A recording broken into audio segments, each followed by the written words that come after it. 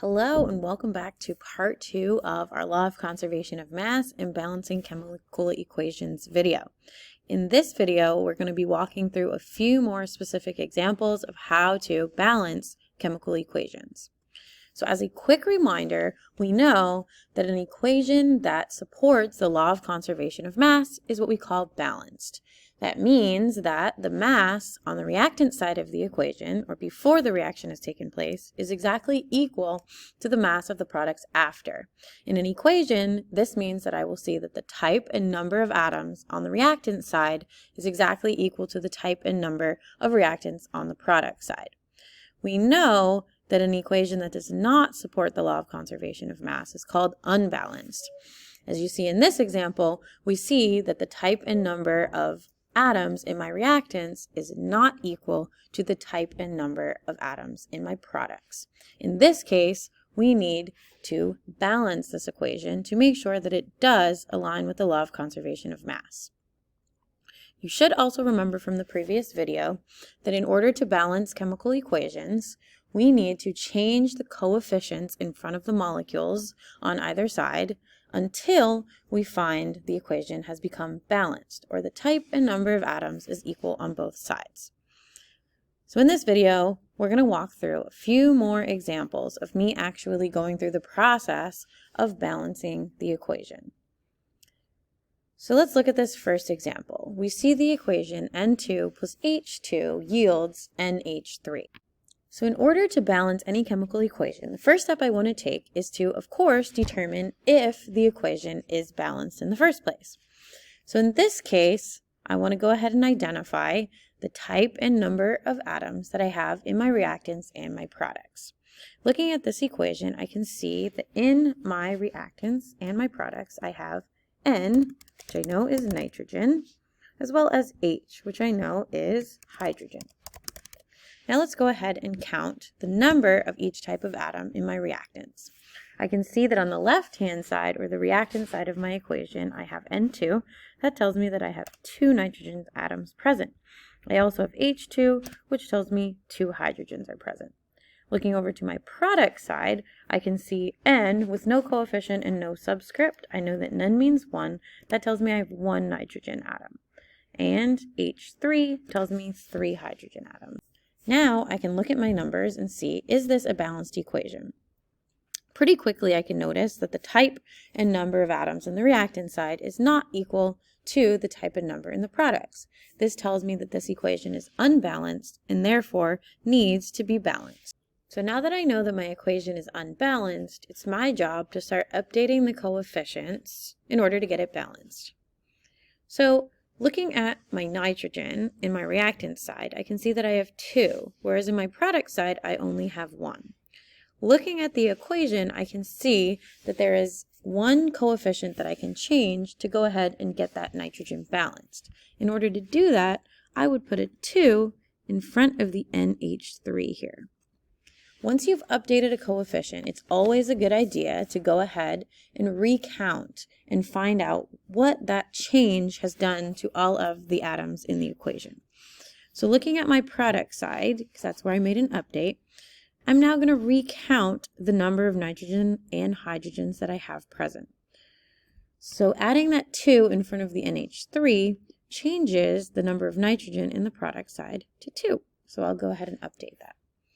It also, as I know from how to read chemical formulas, changes the number of hydrogens that I have present.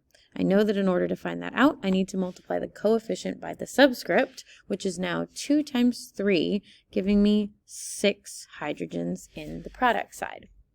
Now that I've changed a coefficient and updated the type and number of atoms, let's reevaluate and see, have we managed to balance this equation? I can now see that I have the same type and number of atoms in nitrogen with 2 in the reactants and 2 in the products. However, I can see that hydrogen still is unbalanced with 2 in the reactants and 6 in the products.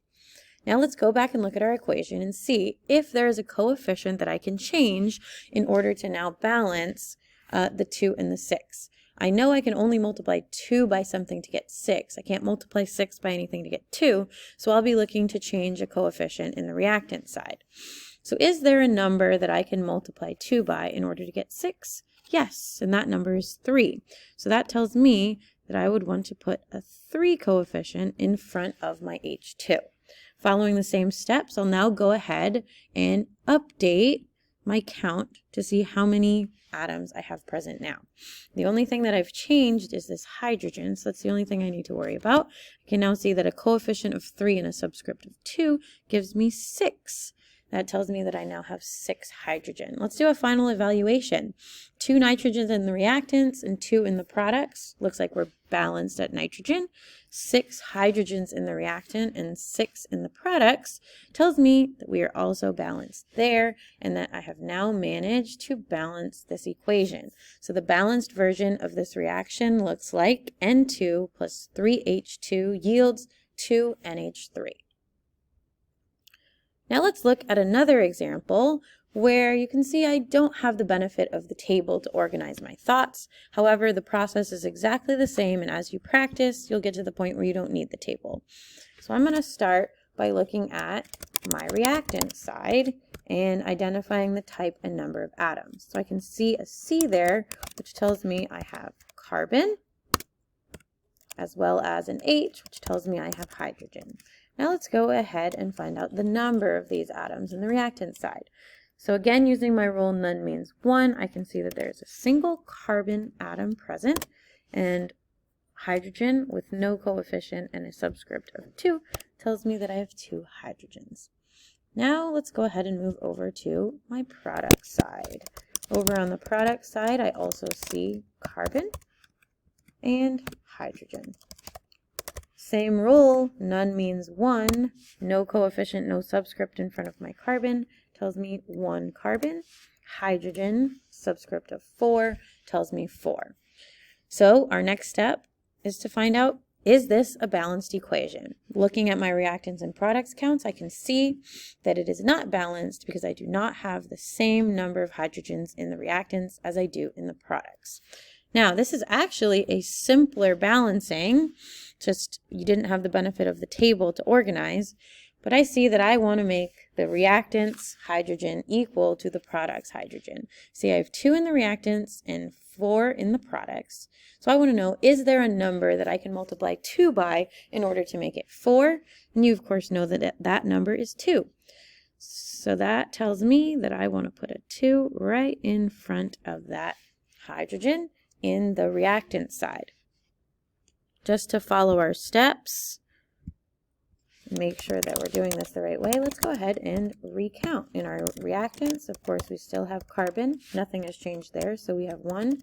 What about hydrogen? It looks like now, with that coefficient of 2, we have 4 hydrogens. I didn't change anything at all on my product side, so that tells me that my numbers are going to be exactly the same with 1 carbon and 4 hydrogens. Now let's take a look. Are we balanced? And if you know the process, you can see that we have now managed to balance this equation with 1 carbon and 4 hydrogens on each side of the equation, telling me that my balanced version of this equation is C plus 2H2 yields CH4. Now let's look at one final example here. We have the equation Na plus Cl2 yields NaCl. First step, go ahead and count the type and number of atoms in your reactants and your products. My reactant side, I see Na, which is sodium, and it looks like I have 1 of those, as well as chlorine, of which I have 2. Over on my product side, of course, we still have sodium, looks like 1 of those, and chlorine, also 1. Answer the question for yourself before I tell you, is this a balanced equation? Looking at my reactants and products, I see that no, it is not, so we have some work to do. So let's go ahead and look for that coefficient that we can update. Looks like that chlorine in the reactants is only 1, but in the products it is 2. The number that I can use to change 1 into 2, of course, is 2. So I will place a coefficient right in front of my NaCl.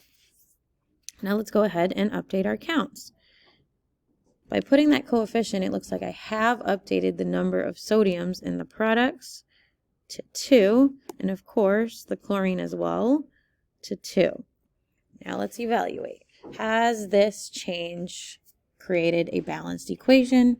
I can now see that my chlorine is balanced, but my sodium isn't. Now we have an exact reversal. It looks like I have 2 sodiums in the product, but only 1 in the reactants. So in order to get that balanced, I will simply update the coefficient of that sodium to 2. The only thing that changes here is that sodium, which I now have 2 of.